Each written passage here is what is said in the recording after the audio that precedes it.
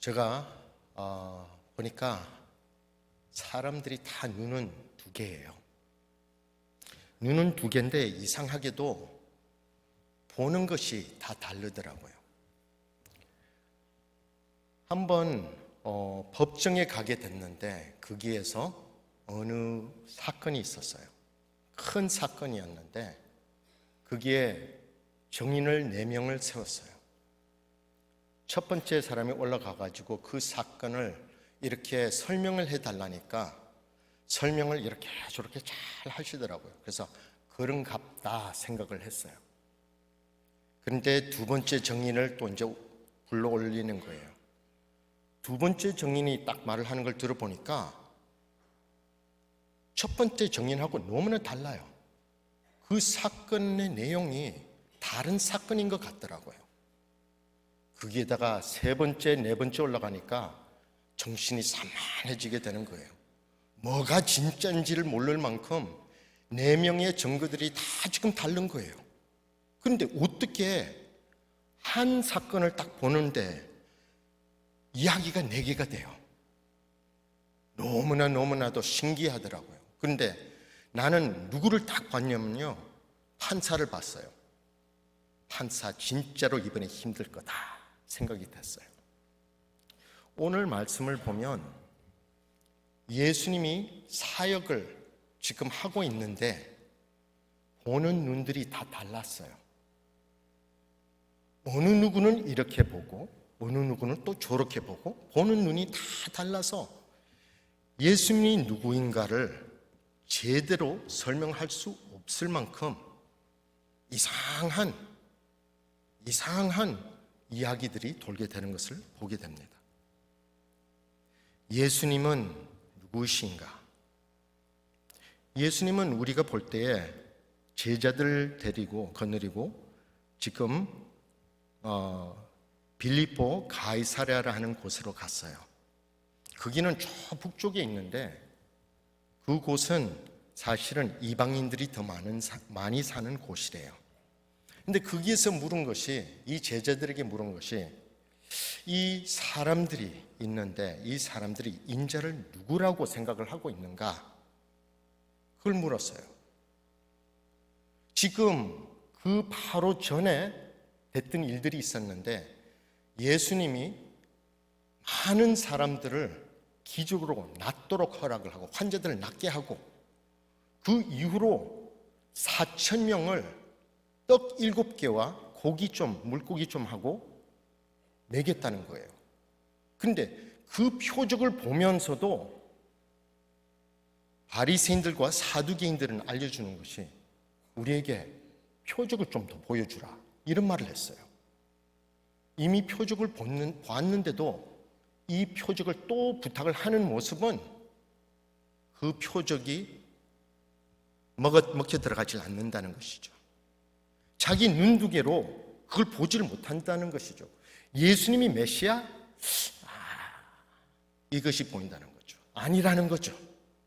예수님이 누구신가? 바리새인들과 사두개인들은 아무도 아니야, 사기꾼이야, 이렇게 말을 했을 거고, 많은 사람들은 예수님을 따라다니는 것이 메시아가 될 수 있다 생각을 하지만은 시간이 지날수록 이것이 보니까 예수님이 메시아가 아닌 것 같기도 하고 하면서 그런 생각이 드는 모습을 보게 되는 것입니다. 예수님이 질문을 딱 물었을 때 이것이 사실은 복음의 핵심이에요. 이 질문은 우리가 다 우리 스스로 물어봐야 될 그 질문이에요.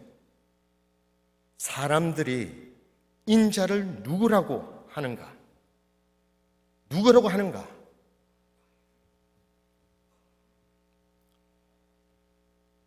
제자들이 알려줬습니다. 어느 분은, 어느 제자는 말하는 것이 예수님이 세례 요한이라고 그렇게 알려주고 있습니다.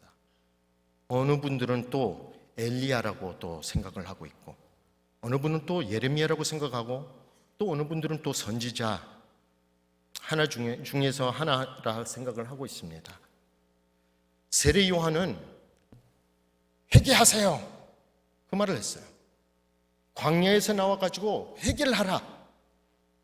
하나님의 나라가 임하다. 곧 올 거다. 정신 차려라. 그 말을 했는데 그 말이 바로 예수님의 한 말이 아니에요. 같은 말을 했기 때문에 세례 요한은 죽었지만은 다시 부활해가지고 지금 세례 요한이 다시 온 겁니다 생각을 하는 분들이 있었다는 것이에요. 어느 분은 또 엘리야라고 생각을 했어요. 왜? 왜냐하면 엘리야는 많은 기적을 일으켰거든요. 이런 일도 했고 저런 일도 했고 하나님께 기도만 딱 한 번 하면 일이 펑펑펑 터지는데 와우, 이런 거 처음 보게 되는 거예요. 이럴 수가 있냐 했는데 예수님이 이런 표적들을 이렇게 저렇게 일어나니까 엘리야가 다시 왔구나 하는 생각을 한 분들이 또 있다는 것이에요. 어느 분은 또 예레미야라고 생각을 하고 있어요. 예레미야는 알다시피 이렇게 눈물의 선지자라고 했어요. 근데 예수님도 눈물 흘렸죠. 예루살렘을 향해서 보면서 어떻게 이스라엘 백성들이 이럴 수가 있느냐, 하나님께 다시 돌아가야 된다 하면서 눈물 흘린 것이 바로 예수님이었어요. 선지자 중에 한 사람이라 하는 것도 선지자들이 이렇게 저렇게 지도를 하는 선지자들이 있었던 것처럼 예수님도 이런 선지자 중에서 하나 아닌가 생각한 사람들도 있었다는 것이에요. 근데 이렇게 생각하고 저렇게 생각하고 다들 각도가 다른 생각을 갖고 있다 보니까 이것이 예수님은 그 중에서 한 사람, 이거밖에 안 됐다는 것이에요. 그래 되면 바리새인들과 사두개인들이 이런 생각을 이 사람들에게 이렇게 저렇게 껴였던 것이 성공을 한 일이라는 것이에요. 예수님이 누구시에요?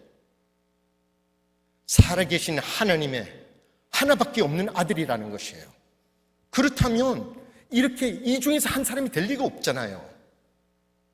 예수님은 오직 하나밖에 없는 하나님이라는 것을 우리는 알고 있어야 되는 것이에요. 그런데 그것을 베드로는 그 말을 했어요.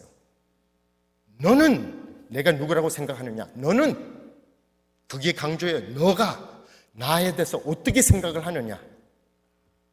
이미 틀려요.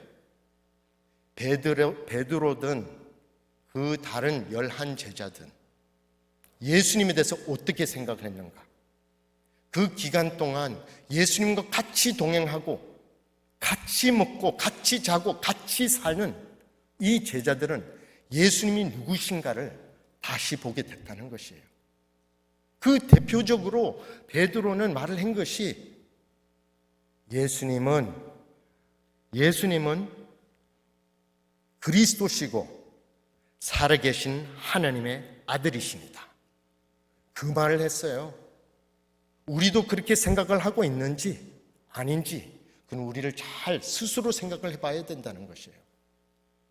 이렇게 세례 요한이다, 엘리야다, 예레미야다, 선지자들이다 이렇게 생각한 사람들은 예수님과 동행을 하지를 못한 사람들이에요. 잘 아시지를 못하는 사람들이에요. 이런 소문 저런 소문을 듣고 이런 생각 저런 생각을 하면서 예수님은 그 중에 선지자겠지 이 생각을 했다는 자세가 바로 우리의 자세가 되는지 그것을 잘 생각을 해봐야 된다는 것이에요. 예수 믿는 것이 하나밖에 없는, 오직 하나밖에 없는 하나님이 살아계신 하나님의 아들이라면 우리가 예수님을 어떻게 믿어야 돼요?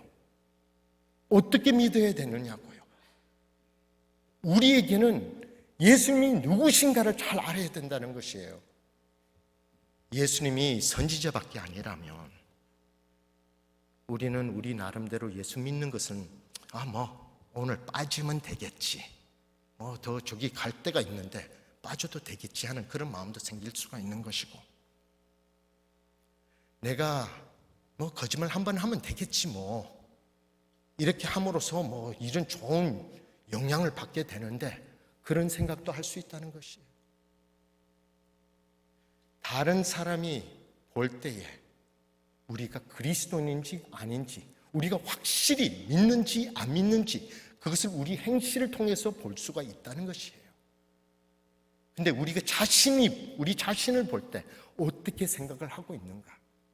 예수님이 바로 살아계신 하나님의 아들이신가 아닌가 그것을 확인을 해달라는 것이에요. 오늘 말씀을 통해서 보여주는 것은 예수님이 직접 이 찔리는 말씀을, 이 찔리는 질문을 그대로 물었어요. 너는 내가 누군가 살펴보라는 것이에요.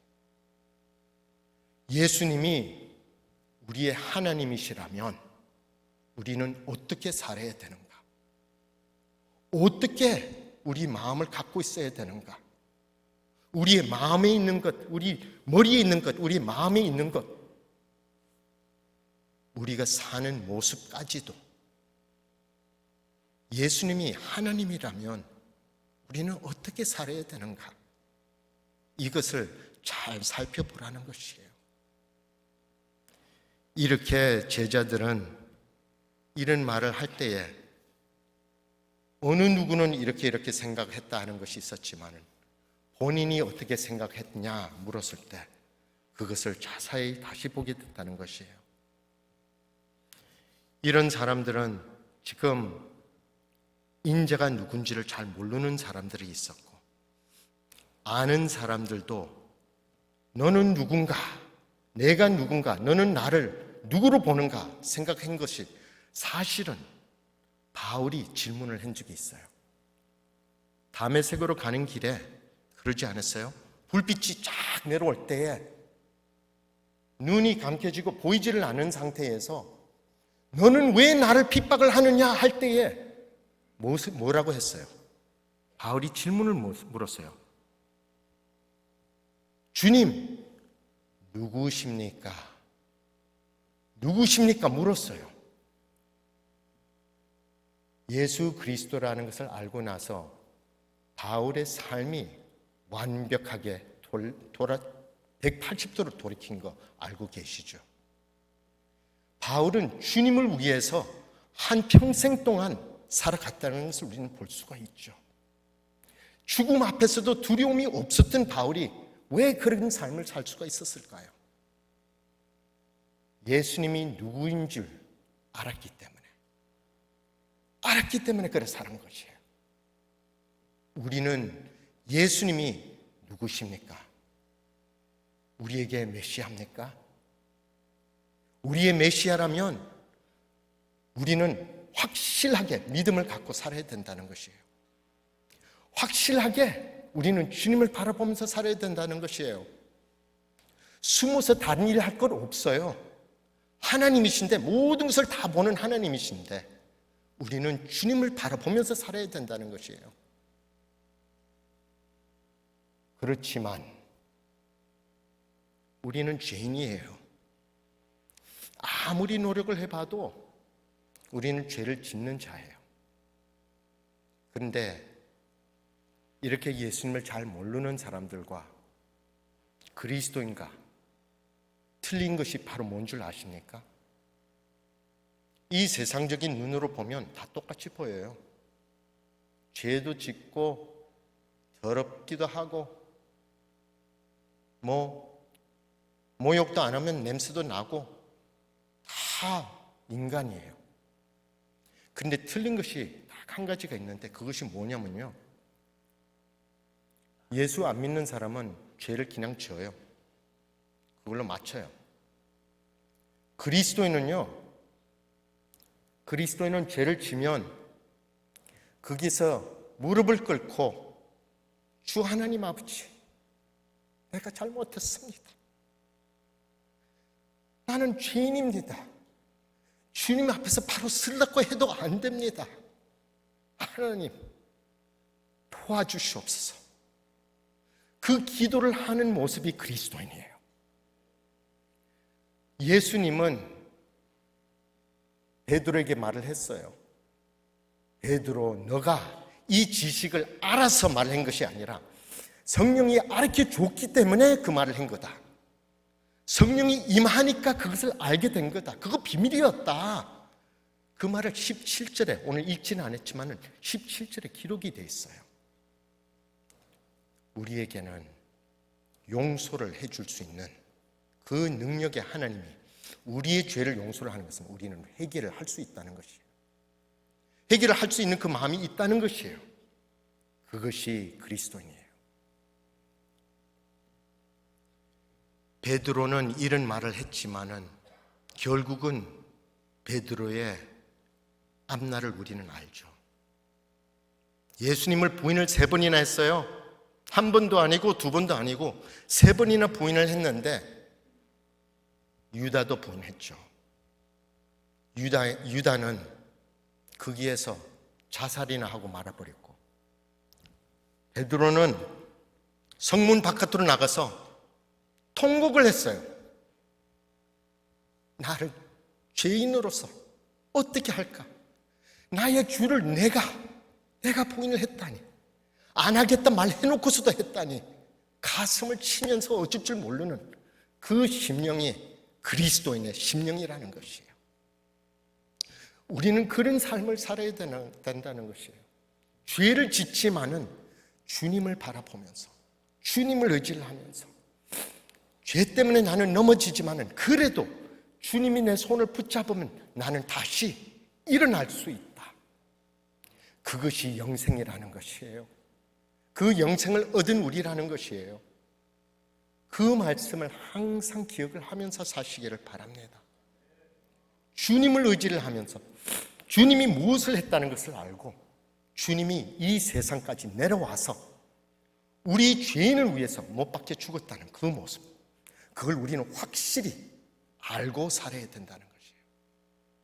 그걸 알고 산다면 주님만 바라보게 되고 우리 자신을 다시 생각을 해보게 되고, 이런 데에서 그리스도는 살아계신 하나님이 아들이시고 나를 위해서 기도를 할 때는 하나님이 나에게 용서를 허락을 해주시는 하나님이다 하는 것을 알고 살 수 있게 된다는 것이에요. 그래서 오늘 말씀을 꼭 기억을 하면서 언제든지 주님이 누구신가, 내 삶의 누구신가, 그걸 항상 마음에 두고 하루하루를 사시기를